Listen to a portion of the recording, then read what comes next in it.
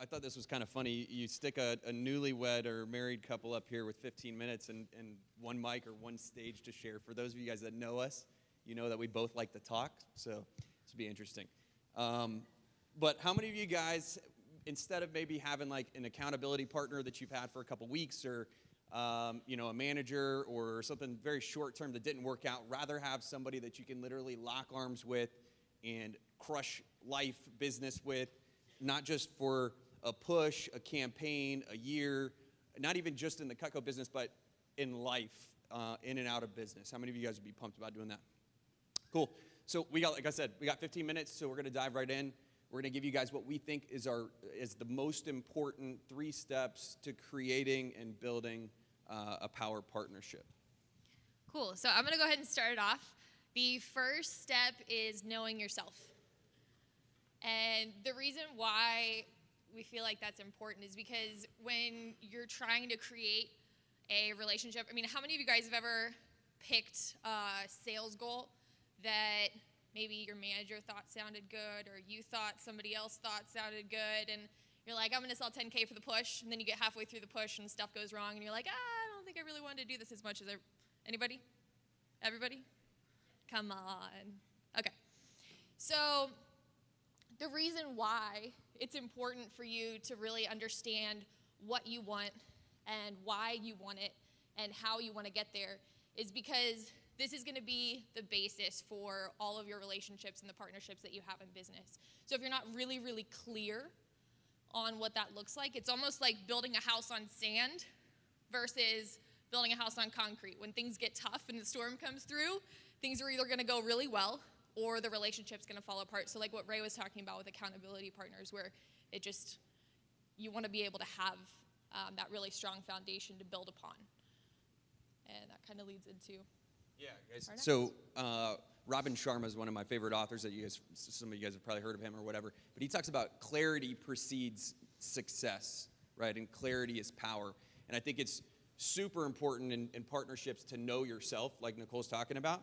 And it's not just, this has been one of the most challenging things for me in my entire career. This is why I see up and down results. And then all of a sudden, once I have some clarity on who I am and what I'm trying to create, then you see an increase in results because you get very clear on what you're trying to do, what it takes, and you're not unsure of that. So I would challenge you guys to not just, think about who you are and what you want and what you're trying to create, but, sit down and spend the time alone with a journal and write down what really makes you happy, who you are, right? So like some action steps would be, I love the exercise that talks about sitting down and writing down, just brainstorming anything that makes you feel like you're, lost in time, right? Or you're losing track of time. Think about the things that you love, the simple things, the big things. Think about what makes you happy, right? And then I want you to challenge your assumptions. A good book for, checking this out on challenging your assumptions on what you want and what makes you happy, right? There's a book called Stumbling Upon Happiness that talks about testing it. If you think you want to move to Colorado, well, go live there for maybe a couple months, like Airbnb, short-term rental, but test, right? Book a couple local shows, see how they go. Not Colorado, obviously. So, but challenge your assumptions on what you think you want. Ask yourself why at least 3 times. Once you answer the why, then you answer another why, and then you answer another why, to really get down to who you are and what you really want. When you're thinking about the business, when you're trying to find a partnership that's in the business, when you're thinking about your business, what are your strengths?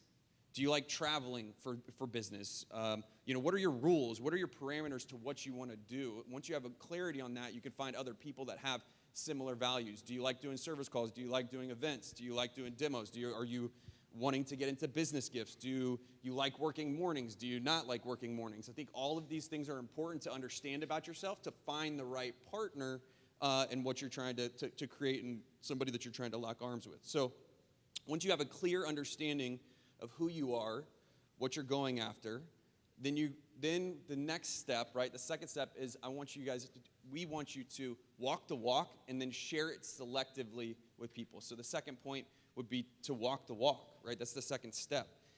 When you walk the walk, when you live the life that you want to live, that you have designed, right? A lot of you guys have heard of lifestyle design. you're going to attract the right people into your life that gives you that funnel, right? Like if you have a funnel of all of the people that you're attracting into your life based on what you, how you live and what you're doing, you can start to kind of narrow that down. But live true to your values, right? You're going to attract people that get similar or want similar results to what you're doing. Like if you're hustling and you're working a lot of shows every single week and your goal is to work a lot, you're probably going to get questions from people that also want that. If there's people out there like, I think about Andy who has started a charity, right? Like he's built a business where he's got a little bit of freedom. So people are going to ask Andy questions about that, right? There's other people that are hustling and want to win silver cups. If you want to win a silver cup, you're probably going to ask, somebody that wants to win a silver cup. So by living your goals and who you are, you're going to attract those people. And then the second part of that is not just walking the walk, but it's being vulnerable and sharing what you're about with the right people. So I think that one of our biggest strengths with each other, and not just our relationship, but with our circle of influence, is that we are steering conversations. We're asking great questions of other people about the same challenges that we're having, about the goals that we want to have. And then you're going to obviously build bonds and stronger relationships by sharing the challenges that you're going through based on the goals that you want to have. And you're going to find people with similarities from there. And then just remember, it's not about forcing it with anybody. You don't just get to choose your mentor or choose your power partner or accountability partner or whatever you want to call it. It's all about attracting it. It's about putting it out there. It's about living that life and attracting people into it that are going to have similar goals as far as that goes. So after all of that, and you understand that, just understand that after that, and you found that circle of influence, right? You're like the average of the 5 people that you hang out with the most. Once you get down to those people, understand that it's not about accountability, right? It's not about accountability.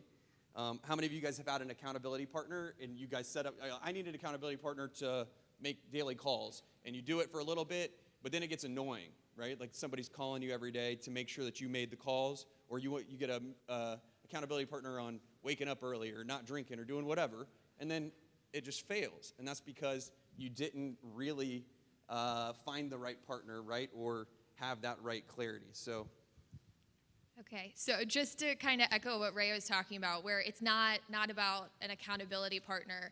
It's not about necessarily finding somebody that has the exact same sales goal as you. It's about finding somebody that has the same values as what you have.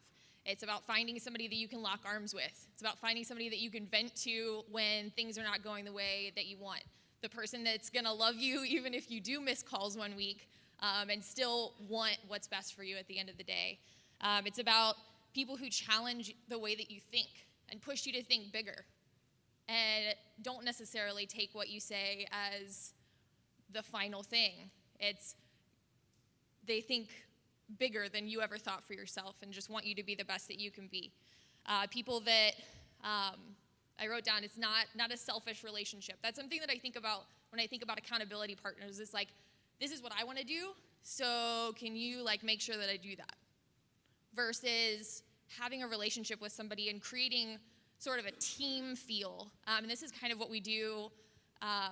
The thing that's kind of interesting is not about finding a spouse in the business. For some of us, we're lucky to have had that happen. But it's about finding that circle of influence and just being able to connect with the people that want the same things that you do. And just about finding people that you genuinely love and care about, and you'll just completely ride or die whatever happens. At the end of the day, you still want what's best for them, and they still want what's best for you. And that's where the true power in those partnerships come from. So to just wrap things up really quick, so once you know yourself, you walk the walk, and you attract those right people, that's, it basically allows you to realize that together, we can achieve way more than what we ever thought we could do on our own. So thank you guys.